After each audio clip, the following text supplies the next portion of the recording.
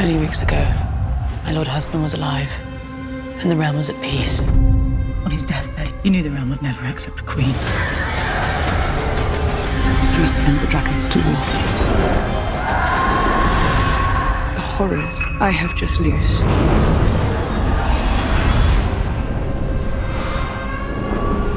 What's going on, everybody? You're listening to the For Your Consideration podcast, and we are back with another episode. This time we are reviewing episode 4 of House of the Dragon, the Red Dragon, and the Gold. And we have a lot to break down today. Spoiler alert. I mean, listen, at this point, you see the title, you see how long it is. If you can't deduce that we're going to spoil everything in this episode, I don't know what to tell you. That comes from love. It honestly does. I did, sadly, and this is my fault partially. A couple weeks ago, the ending of this episode was spoiled, and this is what happens when you unfortunately hop on social media and you scroll sometimes, and people have a tendency to spoil things for you, and it's unfortunate. So I sadly kind of knew what was going to happen in this episode, but it doesn't actually take away from the emotional impact or how it was actually handled in the show. So, I was going to ask you, like, the spoilers that you saw, if it was going to be this one, and obviously it was. Yeah, sadly. It's unfortunate, but I still enjoyed the episode immensely. Yeah. And, because I try and do as much research as I can for you, the viewers, and for obviously, for us as co-hosts here to try and present a very compelling show here. Yeah. I was watching this BuzzFeed video earlier with the cast from House of the Dragon, and Fabian Frankel. I think that's how you pronounce it. That's Sir Criston, right? Yes. Yeah, that's the guy that plays Sir Criston. Yeah. And he was talking about, apparently he's like working in Philly I guess he's working on a project or something. Mm-hmm. But he was trying to explain to Emma Darcy what Philly cheesesteaks were. And she doesn't know? No, she had no idea what a Philly cheesesteak was. And he was trying to explain it to her. He was like, it's a baguette, which we all know it's a baguette with meat and cheese. And that's a very poor description. I know, right? It doesn't do it justice, but it did, like, even though I hate the character, at least I know that, it presented him in a more appealing light, at least as a human being and as a person, and also the fact that he went to Angelo's and didn't go to one of these touristy places like Geno's. I wasn't gonna say the name. Though. I'll say it. Come at me. Or since we're at it, Pat's while we're at it. But why do we hate Geno's? You know who has the best cheese? I know you're probably gonna say Escabibbles, aren't you? Yeah, Escabibbles is pretty good. It's very good. Yeah, I mean, the whole Philly food scene is evolving and changing. I spend a lot of time there, obviously, because my girlfriend lives there, and we eat we eat a lot in Philly. But yeah, Philly is an emerging food place and has an amazing food. So this is true. When we go to Philly, can somebody introduce me to those cheesesteaks? I've never been there. Sure. You never been to Geno's, Pat's? No, I've been to Geno's. Mm-hmm. There was one that you mentioned. I didn't. Oh, Angelo's. Angelo's is amongst Philadelphians. It is surely widely accepted that that's the best cheesesteak in the city. So yeah, we'll take. I don't think I've had it before. I don't think. Maybe I have and just didn't realize that's what I was eating. Well, we will take a trip there the next time when you come, and the next 2 years, whenever that is, since you have a 2-year. After we go to our trip to New York to the Harry Potter store. We're still waiting. We're still waiting to go there, sadly. We remember we had a whole like Airbnb planned, and we did. We paid for it and everything, and we were set to go. That never happened. Yeah, it never happened. Yeah. Well, first it was the pandemic. It was the Oh, pandemic, right. and then Then it was your fault. Yeah, and it was your fault. Why was it my fault? Because you Is had this it. a You black had woman it. thing again? Oh my gosh! Here you go with this nonsense. You really gonna have people out here believing that? Yeah, They're like, you're saying us, Kidding. No, I'm just, it's all jokes for the record. haha, he, tea, tea. All right. But yes, we still gotta figure that one out. Wait, why was it my fault? Because then you have a 2-year-old. That's what I. No. First of all, we're not even going to put that in atmosphere. I'm going to tell you what happened. First time around, it was the pandemic. Then we had to reschedule. Where we had the reservation, they ended up undergoing renovations. So they were the ones that offered our money back. Yeah. So don't be trying to put my name in the dust talking about then you had a baby, you got pregnant, and then we didn't go, because that's not what happened. I mean, sure. I gave you your money back. I appreciate it. I mean, I would. Yeah, I would hope, think, exactly. Like I would. I could have kept it. I could have just been You like, could have done we that. lost it, forfeited the money because we never went. But I'm a good person. Okay. Debatable. Well, I take it back. I feel attacked as a black woman. But we're gonna hop into this episode. A lot to cover here. I mean, I'm gonna try and speed through a lot of the first half, because I feel like what the last 20 minutes of the episode is kind of like yeah, but I would love to talk about. No, we're definitely going to talk about it, but Yeah. we're not. I mean, I don't want to spend too much time, because I feel like the main thing people want to hear us talk about is Rhaenys' death. I mean, that's I want to talk about Alicent. We're going to talk about everything. I sort of I've mapped it out based on location, but so we're just going to start out kind of like in order of sort of least impactful to most impactful characters in this episode. Okay. We're going to start out with Damon and Harrenhal, and Damon is still experiencing those fever dreams. We see Millie Alcock. She returns for another cameo. We see her sitting on the throne. She's speaking high of Valerian, and if you recall from season 1, that's how they would communicate. Communicated with each other.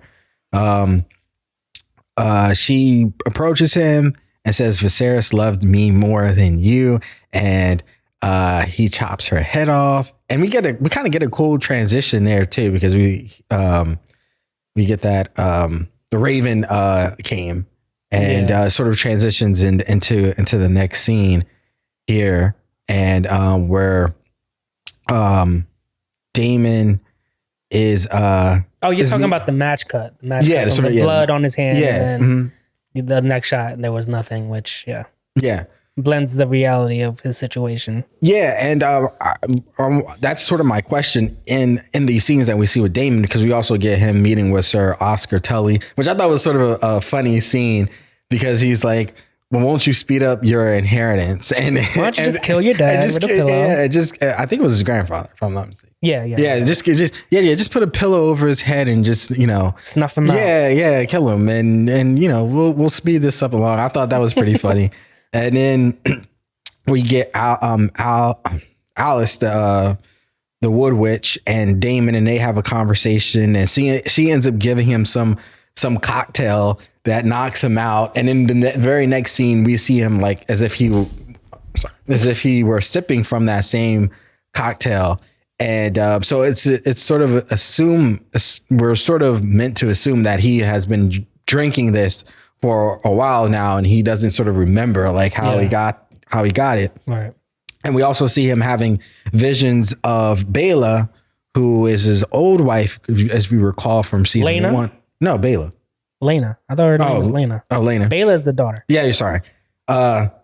Lena, his old wife, you recall from season 1, who had a very difficult pregnancy, who essentially set herself on fire by asking Vhagar to pretty much take her out. But we're seeing in these earlier scenes with Damon and to the last episode that he's having these visions, and we're we're to assume that it's the cause of Harrenhal and it's the cause of this witch, I guess the question here that I have for the both of you is, do we believe that this is sort of Daemon is going to ascend into sort of madness here, and he's going to have a difficult time differentiating between what's real and what's not? Because we even see in that last scene where he's seeing his wife that he's still, it seems like it's in reality, but he's also having visions of his past in the same vein.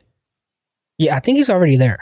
Like, I was going to say, I was going to say that too. I was like, I think he's and we have a unique perspective because we are seeing it from the perspective of what he's experiencing, whereas everybody else might be looking at it on the outside like, oh, this dude is losing it. Like, he's gone. So we see what he's seeing, but I can just imagine if we were from the audience perspective, if we didn't get the insight of the fever dreams, that we would just think that he was being Damon, but being even more so. Like, he's always been a little bit crass, a little bit like, callous. Yeah. But now it's really coming out because it's just like, okay, so you just don't care about anything anymore. Okay, cool.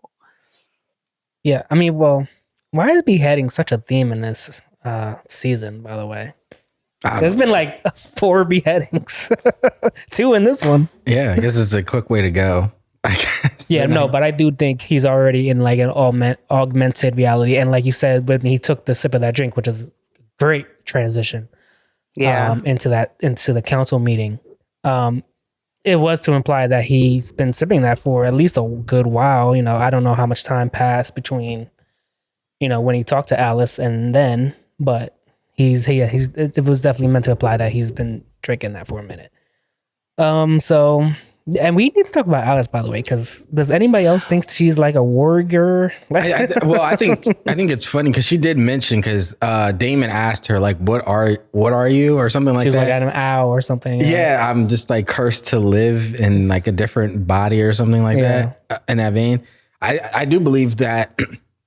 I do believe that she is sort of warging into different animals, and we actually have seen different animals. Because there was a random black billy goat. Yeah, there was a billy goat. There was also a dog there as well. So I think she is warging into different animals and is thus spying on Damon. And I wonder what her motives are. I mean, they're still unclear.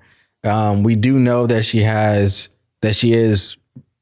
Well, she is a bastard as well, but her last name is Rivers. But she is also like a descendant of the Strongs, like she's related to the Strongs. So Larys is also a Strong as well. So there's a connection there, and maybe Larys has sent her to sort of bring hell to Damon's life. So there's that possibility as well. So I mean, I think we're just sort of waiting for it to like sort of all play out to see like what her true intentions for Damon, is. But to that point, speaking about her, when he transitioned into the kitchen, he had just cut off young Rhaenyra's head, right? There was I can't remember now. He was in bed. When did he transition? When did he end up in the kitchen? Because I remember he had his sword up, and then she makes the comment, it's like, "Oh, you're wandering at night," but I can't remember now. Wasn't it that last episode? I'm pretty sure that was the last episode. No. The episode that was just aired when he ends up in the kitchen and she gives him the drink. That's why I'm like, maybe I'm confusing scenes, because I'm just like, for me, because the lines of reality are being blurred for me as well at this point. Because I'm just like, wait, they're kind of all over the place, right? Like, I'm like, wait, were you even in the kitchen with this woman? Like, what is like did she put a spell on you and is like controlling you in your sleep? Like, what?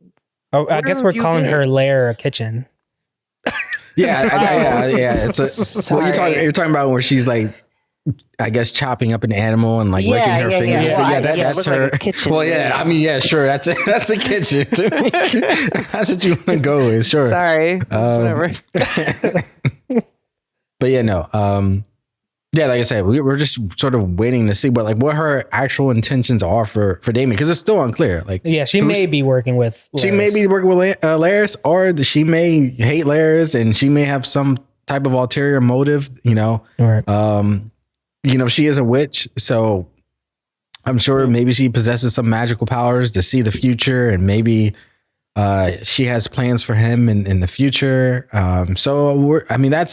That's a relationship that we're just sort of waiting and playing out and see, but also seeing the effects that it's already having on Damon as well. Because like you said, we're sort of like in this phase with him where we are even finding it difficult to decide like what's reality and versus like what is like this dream that he's like experiencing at the same time.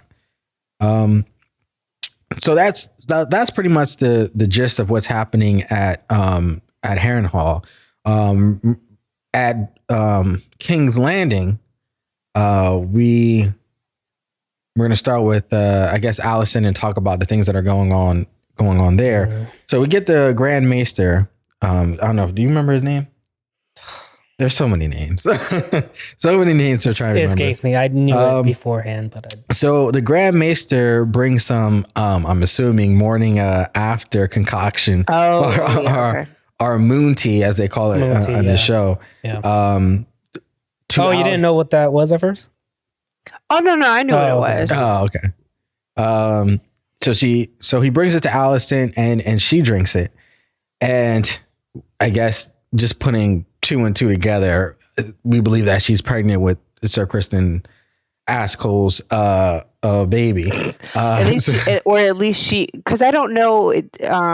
Is it supposed to be like? Is it treated almost like a morning after pill, like trying to prevent pregnancy, or is it? I guess it's not really preventing pregnancy. Well, I guess that's a good question, because she's been holding her belly, so. Like, this is not like right after the morning after where you would take it. That's right. Yeah. So she's trying to, I feel like she's trying to get rid of it, and it's already kind of there. Right. Yeah. So, yeah. And that was what I was thinking.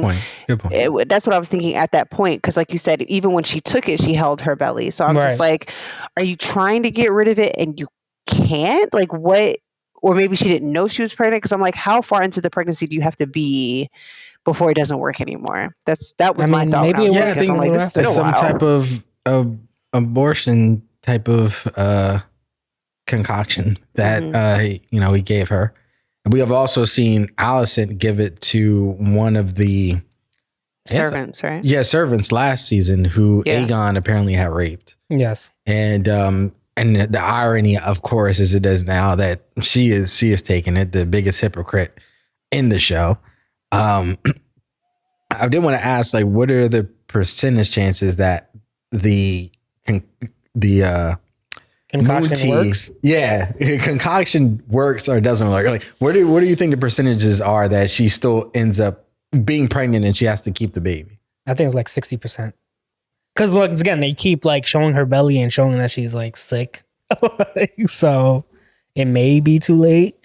That was my thought process, because I'm just like, if you're holding your belly, there's there already. Right, so like that's why I'm like, how far into the pregnancy does this thing still work, and how much damage are you doing to an already developed fetus?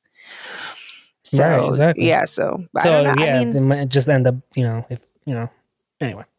Yeah, you got what I'm saying. Thanks. But I don't know. I don't know that I can put a percentage on it. Maybe if I had to, maybe 40%. 60, 40. I guess I'll be in the middle at 50. Okay, great. Perfect. Well, I guess we'll find out in this next episode whether it worked or not. Yeah.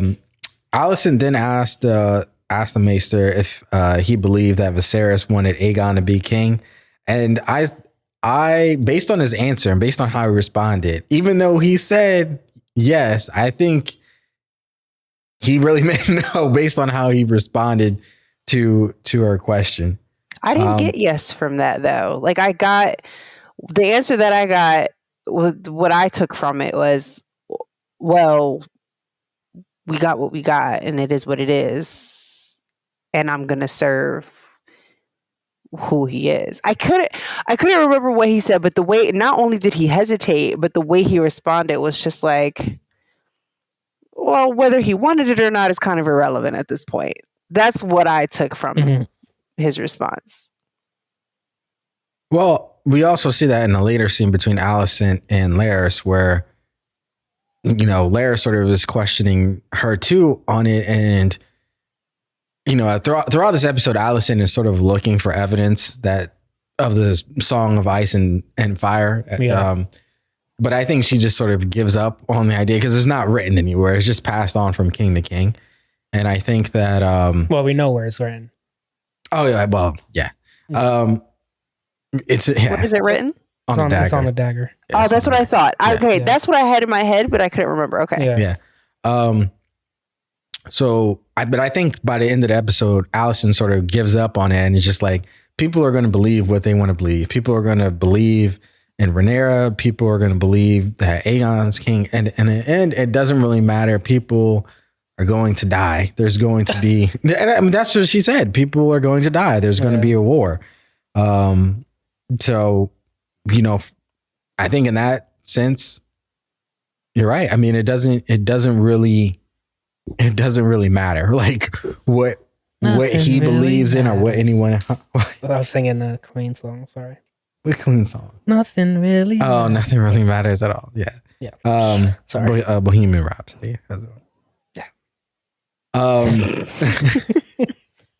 But also, so Aegon is aware that Damon has Harrenhal, and he gets into this is one of my favorite scenes of the episode, and he gets into a bit of a pissing contest with his younger brother here, Aemond, who pretty much sort of takes him out to the woodshed and is like, I'm gonna beat you with the switch, bro. Exactly. let me school you right quick, because I've been having these plans. Me and Sir Criston, we got these plans, right? And we're gonna go to Rook's Rest. We're gonna take this castle. It's a strategic move. Aegon is like, but I'm king. I want to go to Harrenhal. Yeah, just go to Harrenhal, guys. and Aemond pretty much is like, nah son. Man. He pretty much sons him in that. He really sons him throughout this whole thing. Yeah, and it's just like, you know. Also, he speaks to him in High Valyrian. Yeah, he speaks to him in High Valyrian, and Aegon can't keep up. You can't keep up with him at all, which is like, if you're a highborn, you're supposed to be able to speak like fluently in that, in that tongue. Yeah, that was so embarrassing. I was getting secondhand embarrassment in that scene because I'm just like, the way he spoke to him, and then Aegon responds, and I'm like, is he supposed to sound so terrible? Like this sounds like you don't know what you're saying.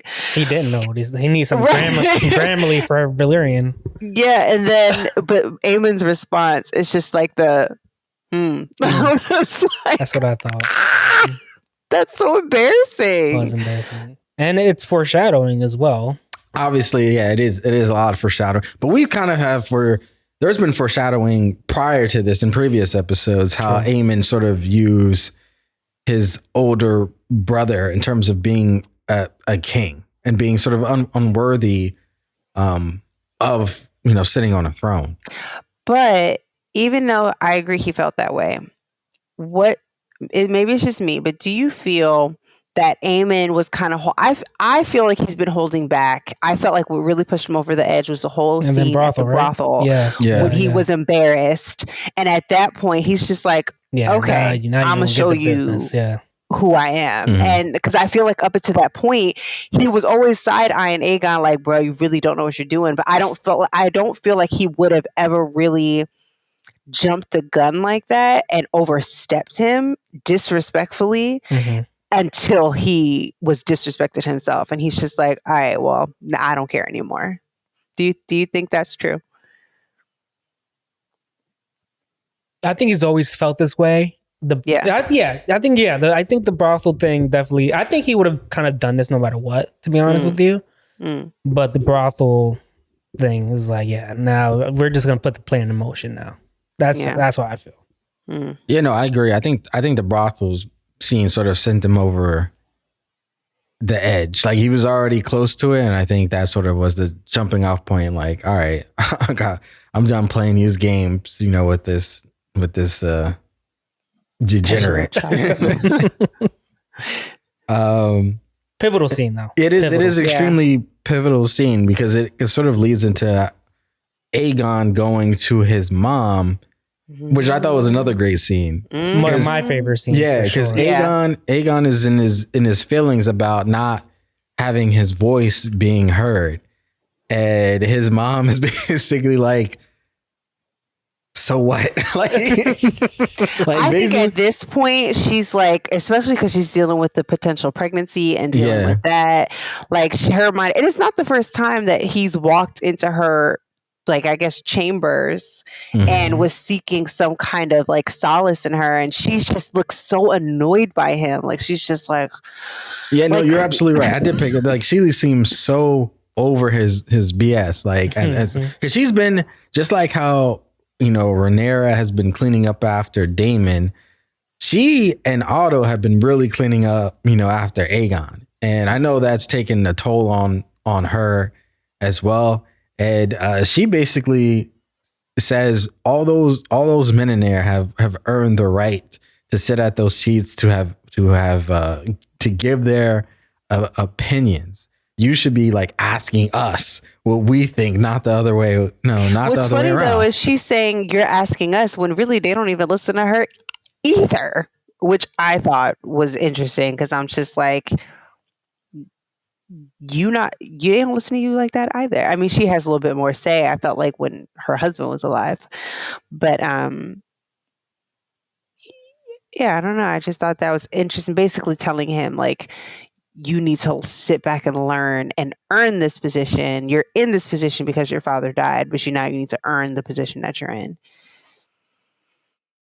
Once again, I feel like this is a conversation that been had to happen. Yeah.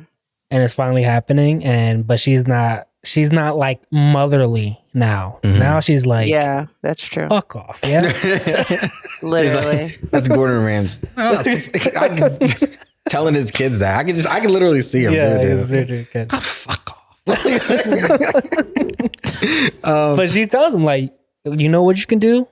Absolutely nothing. Yeah, exactly. And that's why I was like, I wrote here in my notes, like basically like you are like a figurehead. Basically you are a puppet in this thing. You are a pawn. Like basically that's what she said. Just do nothing, like, and let us handle it.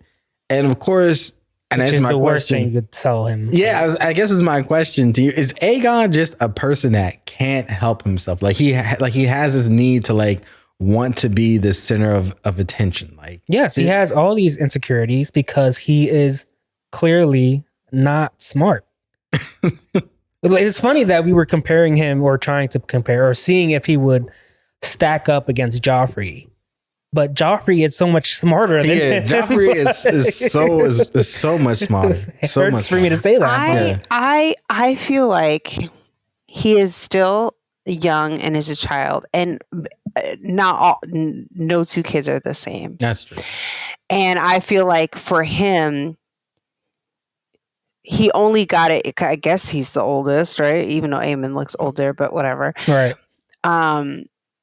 But he needs reassurance. Like you said, he has insecurities. He needs somebody to really take him. Basically, what they did is they gave him a crown and was like, okay, you have free reign to do whatever it is that you want. And that's what he did, because he was not raised as a child to lead. They didn't raise him up or rear him to lead. But you would think, I'm sorry not to cut you off, but you would think with Otto always wanting him to be there in that position, you would think they would teach him better, make him learn. Well, I think that's what they wanted him to do. I think they wanted him to sort of pick up on being a leader, but he showed no interest in being that. I think they fully intended for Aegon to like actually be an active leader, an active king, he had no interest in doing that. He had more interest in chasing girls and getting drunk. That's my point. And that's kind of the point that I'm getting to is like, again, every child is different. So it's like you gave him this role because he's the oldest and he inherited the throne, but he wasn't ready for the throne. And I guess that comes with its own implications too, because then you treat him as a puppet. But I just feel like it's unfair because I feel like he could be a good leader. Because I mean, if you think back, what was it, the first episode when when all the people were coming to him and telling them their needs, and I think he cares. He just doesn't understand how to move politically and what's smart for his kingdom. But I feel like he cares. And I think if he had people that regarded him with respect, I feel like he would be more inclined to listen. I feel like the more he gets disregarded as just being a figurehead, the more he feels disrespected, the more he doesn't want to actually listen to what they have to say. It's like, no, you're going to listen to me. So I feel like in that aspect, like if you actually paid attention to him and gave him an opportunity to think, he might actually start to fit into the role versus. But I also think that if you just look at his actions from season 1 into season 2, there's no indication that would make you think that he would be a good leader. Like his actions sort of speak volumes that like, why in the world would I give this kid an opportunity when everything and anything that he's shown up until this point is that he is obviously, I mean, the biggest thing that he did was rape a woman. Like that's nobody held him accountable either. His mom tried to hold him accountable, but she only enabled him further by sort of like getting rid of it. Yeah, sort of brushing the issue under the rug, even though she did chastise him. Yeah. But he was never truly held accountable for that action or any of his other actions. You know, he's been an asshole for the vast majority of season 1, and we got a glimpse of him as a father. But as you know, but ever since obviously the death of Jaehaerys, you know, he's sort of gone into this I want revenge mode type thing, and he's not thinking strategically. And that sort of also, I mean, Viserys also said it, you know, previously that he knew that Aegon was never meant to sit on the throne.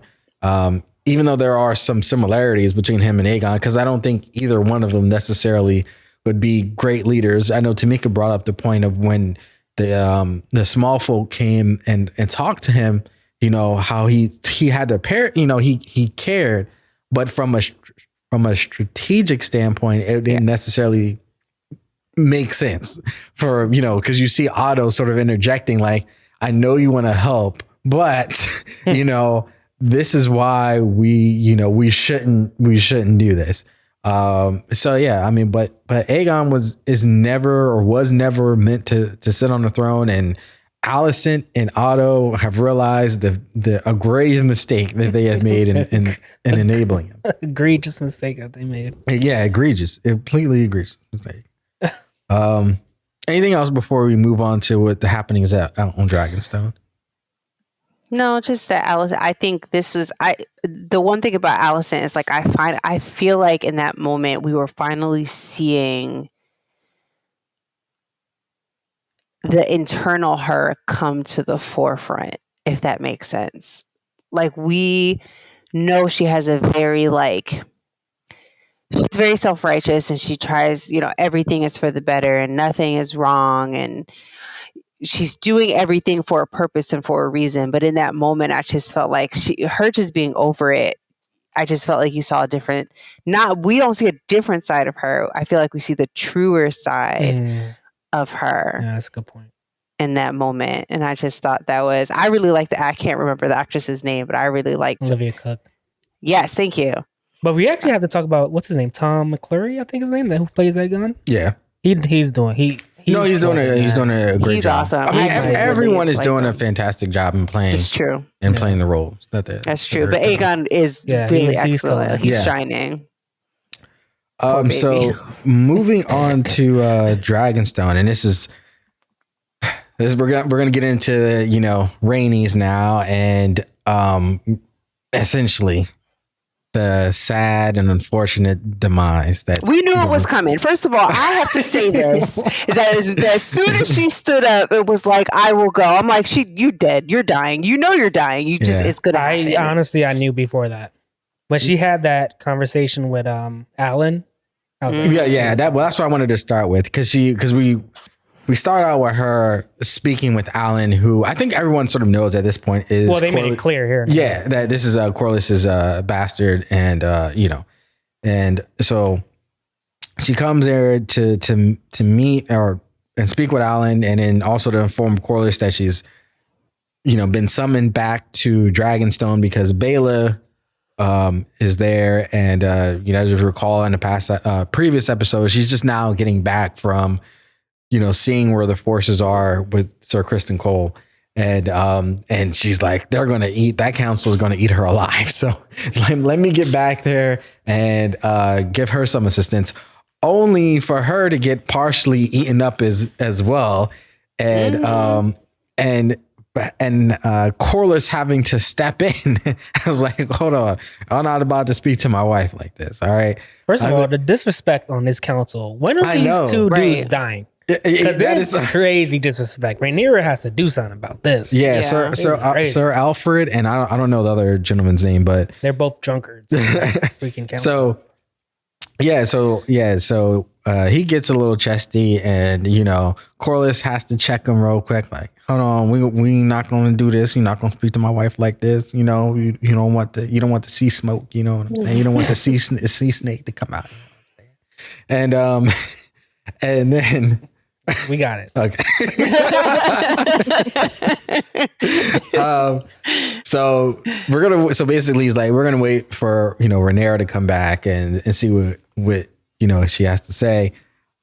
About a half hour into the episode, we finally get Rhaenyra to return. Like Rhaenyra, like through this whole, and I've enjoyed Emma Darcy and their performance, but she has not done very much at all in this season so far. Like she's had very few scenes, very few up until this point. I would put it has been more focused on the other characters, and she's sort of been off.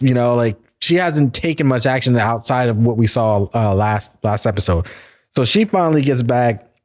She's like interrupting her. She goes because her son Jace is like, talking that talk, like, I'm about to go, light some stuff up. And she's like, no, hold on. Listen, I understand where Sir Criston is.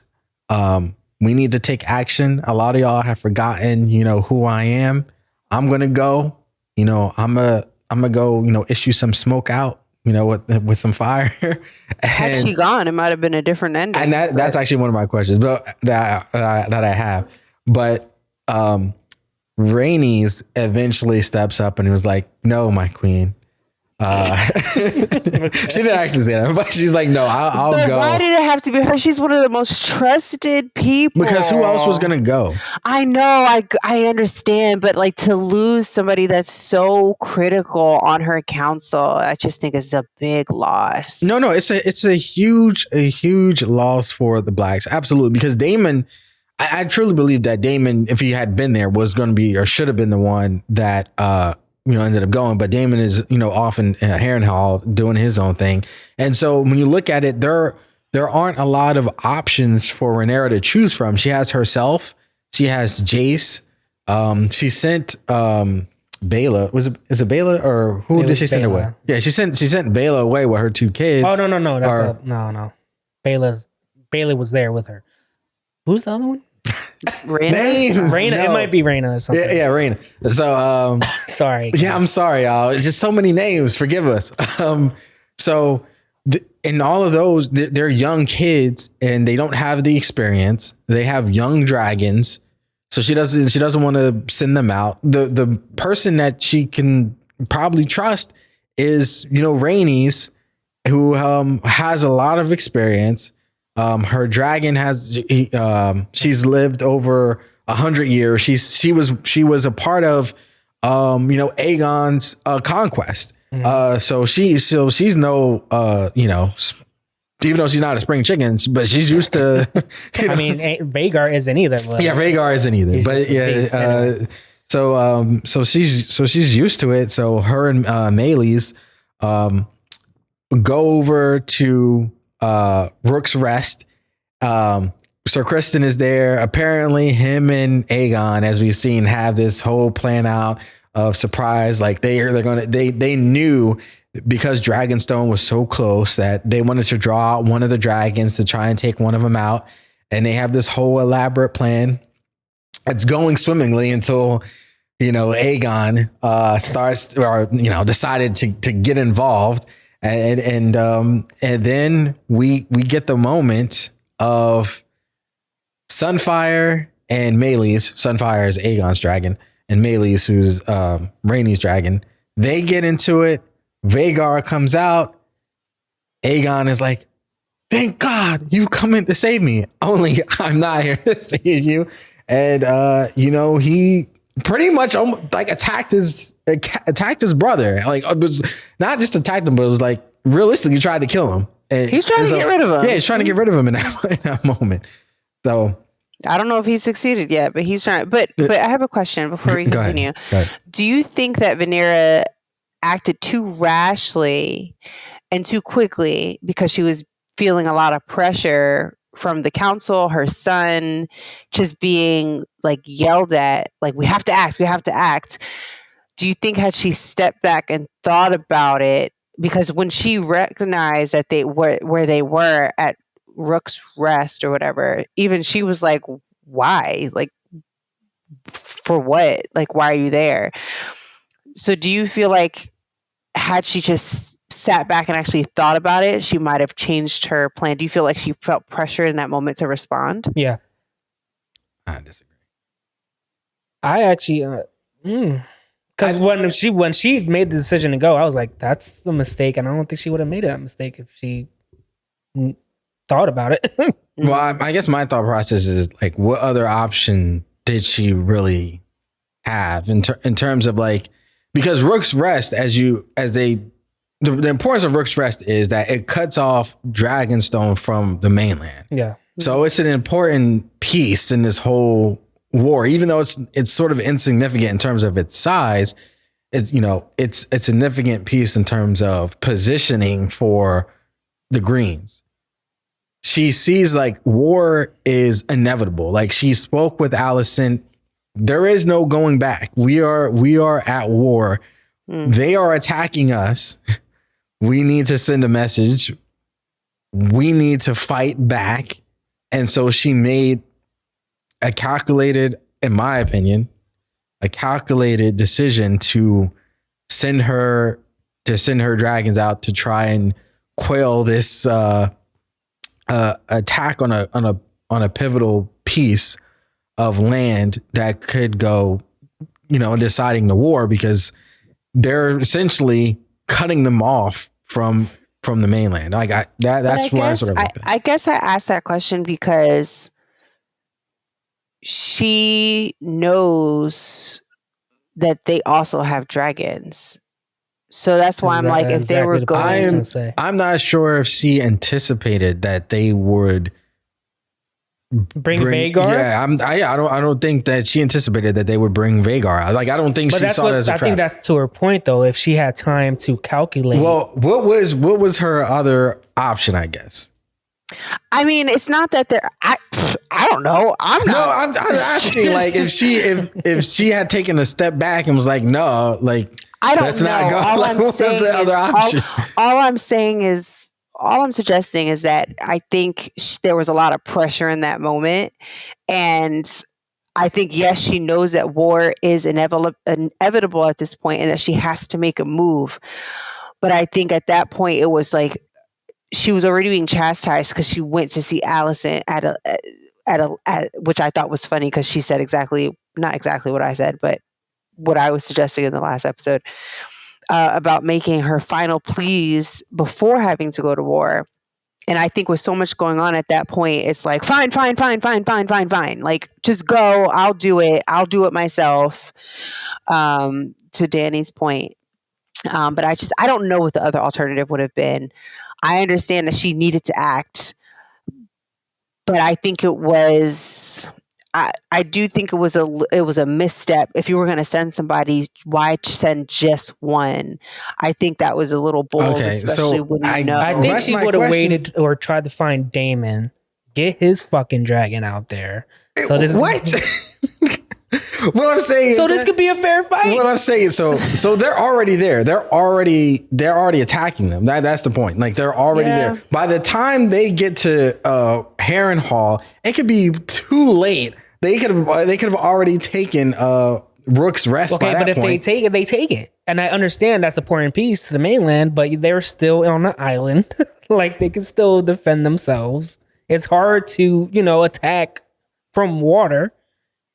So I feel like I don't know. I feel like there could have been another option. I feel like there's another option with Damon being around, and I don't know. So I do get what you're saying though. Yeah, I get it too. I get what you're saying. But it was just a question. I was just throwing the question out there. Well, my biggest thing is I'm surprised she even told the council that she went to King's Landing. Yeah, no, I was surprised at that point too. I was surprised that she was open about it because it just leads for more questioning of her decision making, which they've already done like throughout this entire season. Like they're on her side, because of their loyalty to Viserys, but I don't know if they're truly embracing the fact that there's a woman that's going to be queen. Like I think if somehow she walks away from all this and is sitting on a throne, they would try and manipulate the situation to try and get her up out of there. You know what I'm saying? Like that, I think that's sort of their. I mean, they already motive. Have really. It's like, well, yeah, they're trying to do it now. They need to die. Yeah, for real.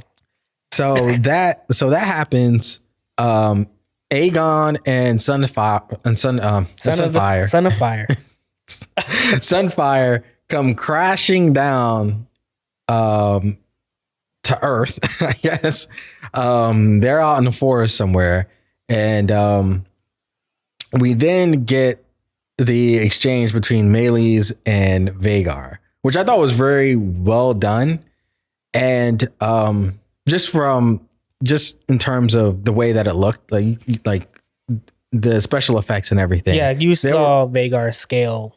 And I was going to say that we always talk about it from the filmmaking perspective. Scope and scale are like a big thing, and the difference is, and just attention to detail.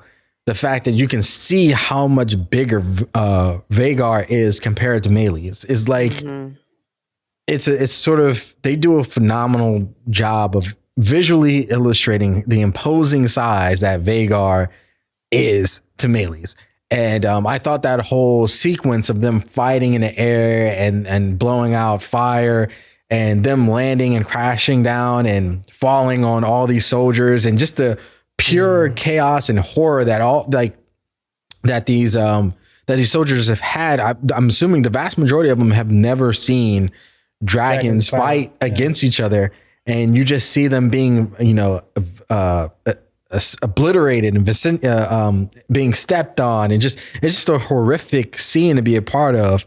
And just the visual storytelling there, I thought was very well done. That these dragons are forces of mass destruction. They are weapons. They are nuclear weapons. Yeah, they're nuclear weapons for all intents and purposes. Like they should not be used. Like they really shouldn't. And I think, going back to Rhaenyra, I do give her credit up until this point because she tried to avert this at all costs. She knew. She even said it, dragons fighting dragons, we invite our own destruction. And they have done that. That's essentially what they've done. And, for book readers, and I'm sure we can all piece together, what potentially can happen here. But essentially that's what they've done, by introducing dragons to fight each other. And so Meleys we think, Meleys and Rhaenys looks like they're about to sort of escape. She turns around and is like, I think in this moment, I think she recognizes that she can't win, but I also think that she believes that this is her best chance to sort of to deal a major blow. I think and this is also one of my questions is, we saw in season 1 when Rhaenys had the opportunity to essentially end this war before it even started. Right. She had an opportunity to take out the whole family. And she decided against it.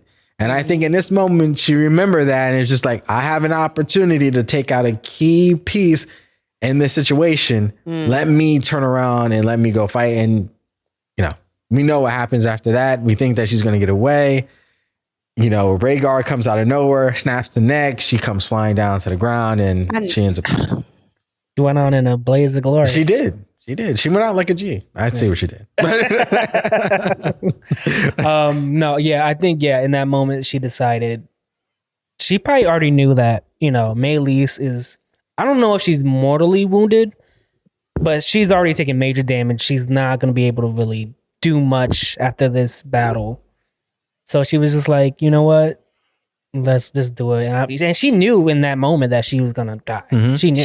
She did. I mean, there was that little bit of hope when she was crossing over into the water and before Vhagar came up and destroyed everything.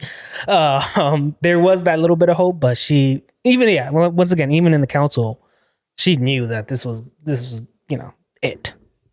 But I mean, once again, if you just killed them last season, man, you would have spared us a whole lot of trouble. I mean, we wouldn't have a show if she killed them last season. True. Yes, but it would have gave me satisfaction. Right. But yeah, I mean, I guess that brings up the question: was it a huge mistake by Rhaenys by being sort of political or trying to pay back a favor and by not taking out the family, like that sort of led to her death, essentially. But the part that I didn't understand is that she was attacking Aegon and Sunfire. I'm sorry. I feel like I started it. So they were fighting. The dragons were fighting, and she was tearing up Sunfire, just getting torn up. But when Aemond came with the dragon's name, I'm not even going to try to pronounce names. When the big guy came, Vhagar, he spat fire. It was very clear to me, and I would think it would be clear to Rhaenys of what happened. So the fact that Aegon went already down, I felt like should have been an indicator that, whoa, something is not right. Aemond, whether she knew it was a direct hit at Aegon or not, it should have dawned on her in that moment that if Aemond is willing to hit me and hit his brother as collateral damage, whether he was targeting him or not, then this is not my fight at this moment, and I feel like that should have been enough indication to leave. So that confused me in that moment. Well, I guess either way, when you look at it, she was presented an opportunity to take out a king and essentially the heir to because Aegon doesn't technically have an heir right now, technically, because the son is dead. Right. So it would go to his brother. So she has an opportunity to take out Aemond and Aegon in the same fight here. Yeah, but with that big behind dragon. Well, that's what I'm saying. Like when she turned around, she knew it was, but I feel like she has this moral compass and guide to her as well. Like she didn't want to make the same mistake that she did in King's Landing. So for her, it wasn't a decision. Like that was the decision to be made. But it still frustrates me because I'm like, that Rhaenyra needs you.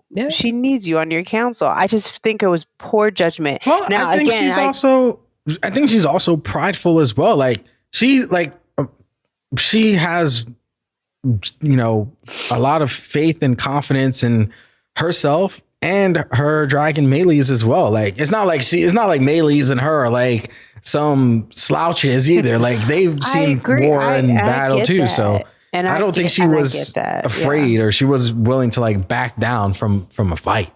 But I'm not saying I get that, but I'm saying she's also been one of the most level-headed, especially this season. Mm-hmm. And I feel like in that moment, it wasn't a level-headed decision that I feel like Rhaenys could have made. So despite the reasons for it, like obviously we could look at her and tell that she knew she was going to die in that moment. But my question is like, why? I guess, yeah. Like I felt like here's the thing. Like. Here's the thing. If she had turned around and just went home, what's stopping Aemond and Vhagar from finding them and killing them anyway? Yeah, that's true. Well, based on my research here, Melee's theoretically would have been able to outrun them because she's faster. She is faster, yes, and she can outpace both of them. I think in the books or whatever it says that she could outpace both Balerion and Vhagar. So she would have been able to outrun them if she were fully healthy. I don't think she was fully healthy. She wasn't fully healthy. So I think that also played a role in it as well. Yeah, and that's what I alluded to that earlier. Yeah. No, that's fair. So it's better go down with a fight versus. Yeah, that's what I'm saying. Like if you're going to go out somehow, like you might as well go out fighting. You know what I'm saying? Like that. I think that sort of like was her decision. Yeah. In that instance. So I guess the big question here, after after Melee's and Rhaenys' death, is Sir Criston Cole. He gets knocked out in this whole thing, and I think he's also taken aback too because he sees the destruction as well. We see it from his perspective as well. Like I think he's taken aback by all of this. But he gets up, he stumbles himself over to Sunfire to check on the king to see if he's still alive. And wouldn't you know it, there's Aemond with his sword out. And I don't know about y'all, but do you believe that if he wasn't there, if Sir Criston didn't yell Aemond, do you think he would have ended his life? Yeah.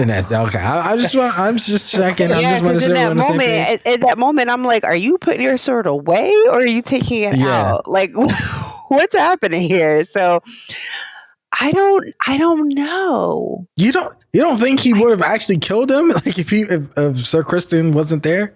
I don't.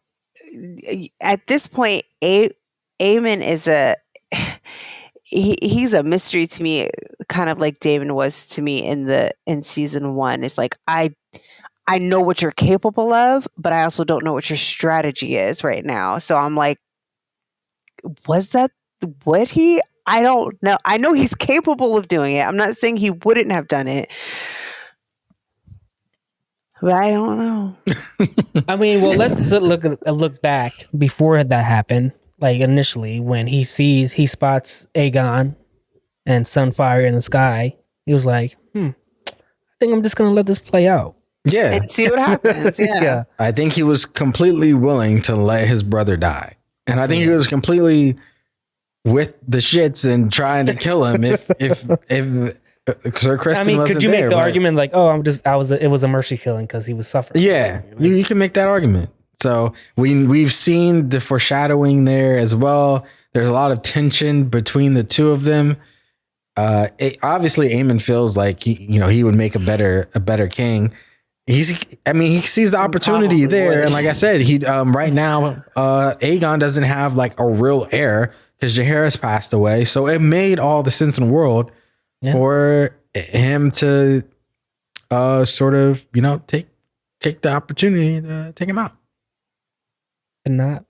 So the question is, this is for next episode, is do we think that Aegon is long for this world? I shouldn't say. I think we know that he's alive, at least based on the trailers, that he at least survived.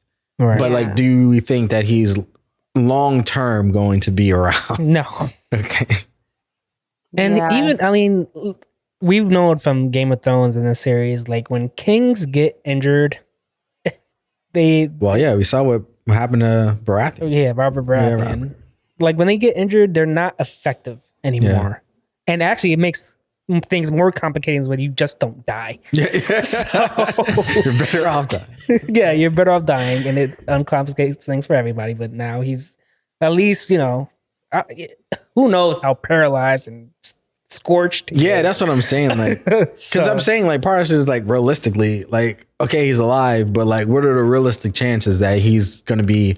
Well, he wasn't an effective ruler before, right, and now he's definitely like he's at least crippled or something. Like he's deformed, like whatever. Take your pick. He's like something's wrong with this. This king. He was already perceived as being weak to begin with, and now you add on. And this is a time And even now we sort of see that, like when you have like some sort of physical ailment, people just from that standpoint perceive you as being weak. So, Right. But then if he is alive, which I'm presuming he is as well, depending on his circumstances, like the severity of his injuries, could he speak up and say that Aemond did it to him? That's a good question. Because I don't know. Because this technically they're kind of deviating from the books, because this actually doesn't necessarily happen in the books, because it's usually Aemond, because it was Aemond and Aegon actually played it together in the books. Yeah, but this is deviating from what actually happened. Which is just it is better. Yeah, it is. Yeah. But that is a good question, which makes me to believe that, like I said, I don't think he's really long for this world to begin with, because I don't foresee that actually playing out.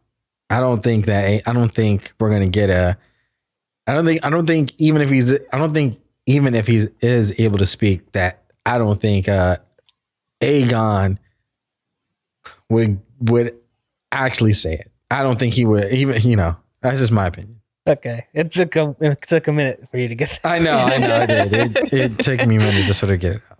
Sorry. No, I think you're absolutely right. Like he's not long for this world. He just should have not been there. I feel bad. I do. For him?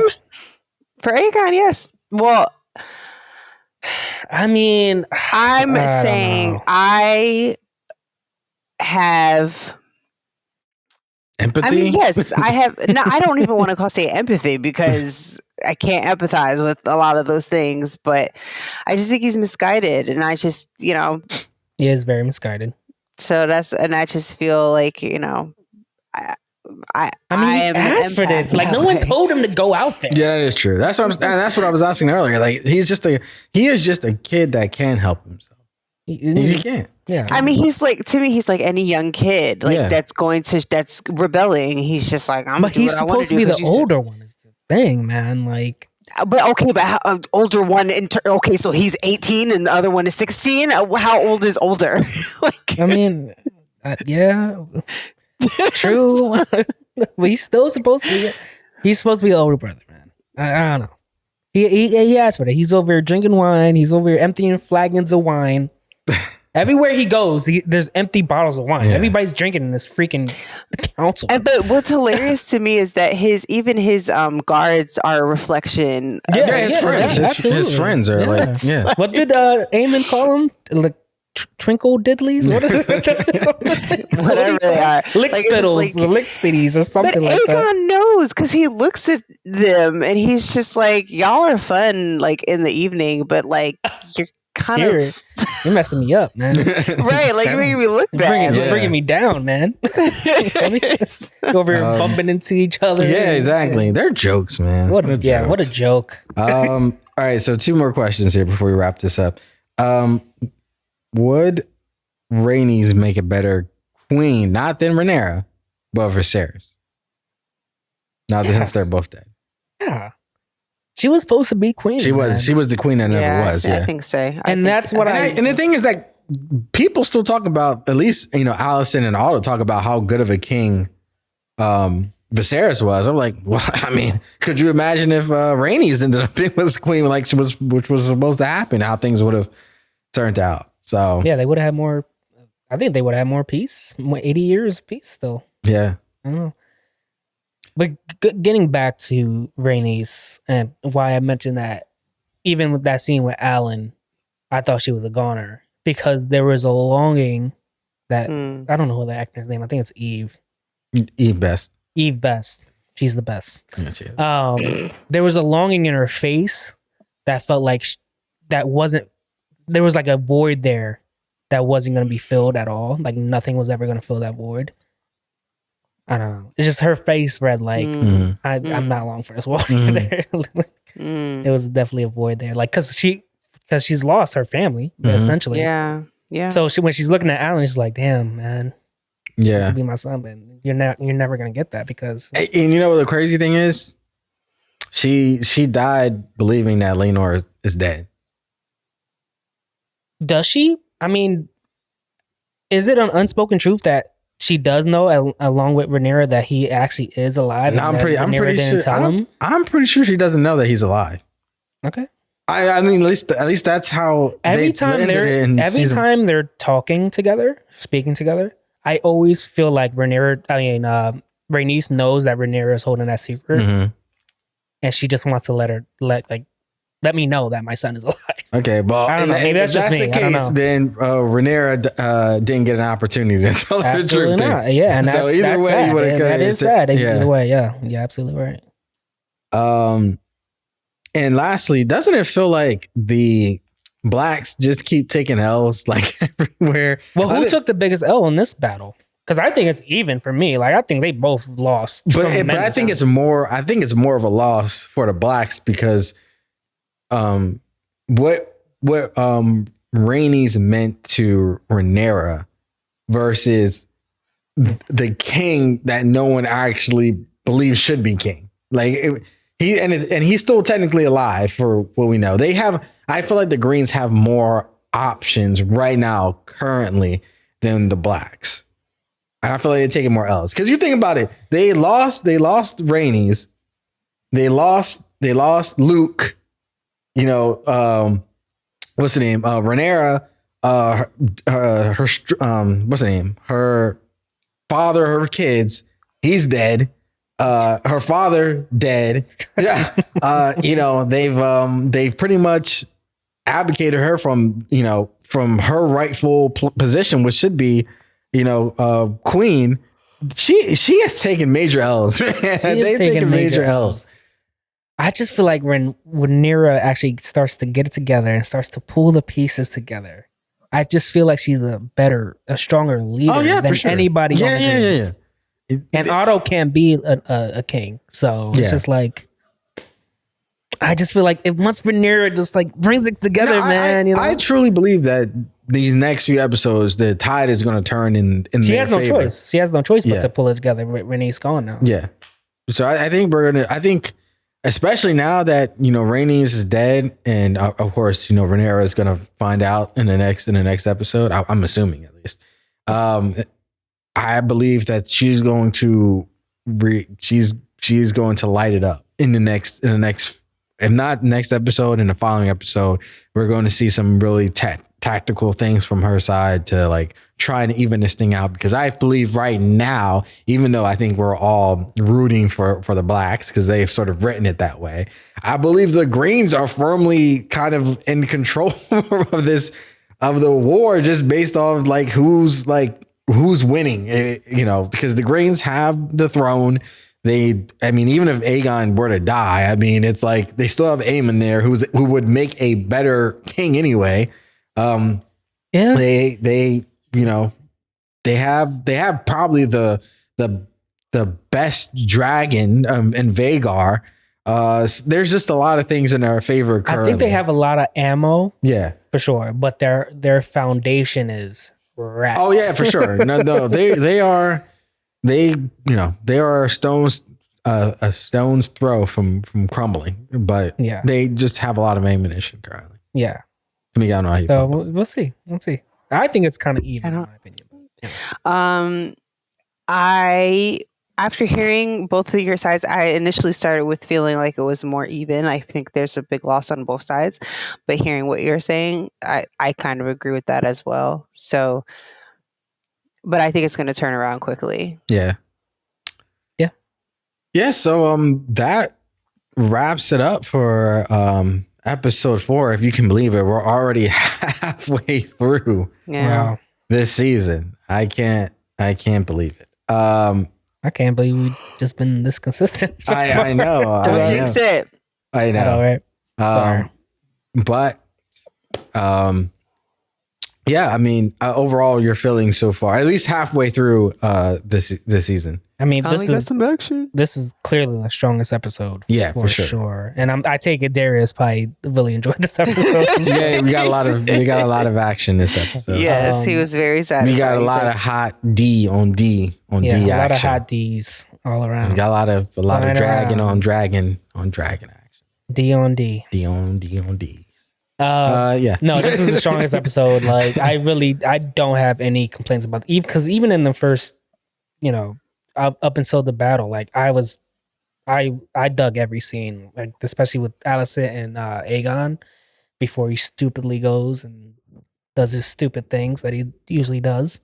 That was a great scene. That's honestly, that might be my favorite scene more than a battle, to be honest with you, because he needed to hear that. Like he really needed to hear that. And once again, they made great use of foreshadowing throughout this whole episode and throughout the whole season, like you alluded to. Yeah, a lot of foreshadowing. And even Alicent dropped the dragon miniaturette thing. Yeah. Right. Oh, that's a good one. Yeah, I didn't even think about that. There's that a lot. That's a good one. Yeah, a lot of symbolism. But even with Sir Criston, I feel like he's been kind of feeling himself a little bit, and I feel like in that moment he was just like, "I'm not built for this." It was a little humbling for Sir Criston. Yeah, no, I think so. That's what I'm saying. He actually didn't piss me off this week. No, he didn't. But I think a lot of that has to do with because he was knocked out. He was knocked out, but also he saw the pure what he was a part of, unleashing of these dragons. He realized, you know what?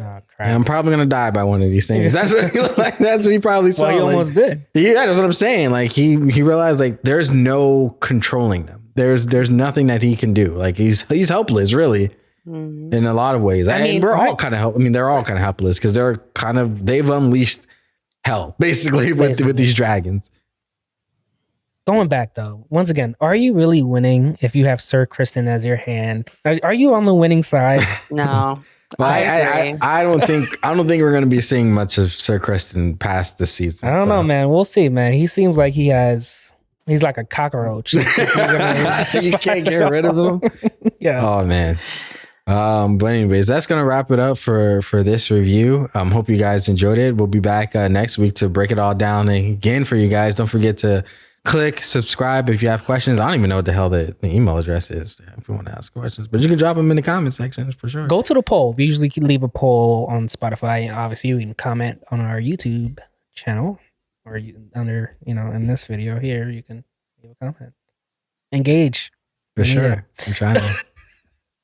Make us famous. Not joking. But okay. All right. I was thinking about DDP. All right. But anyways, until next time, film fans. Bye-bye. Peace.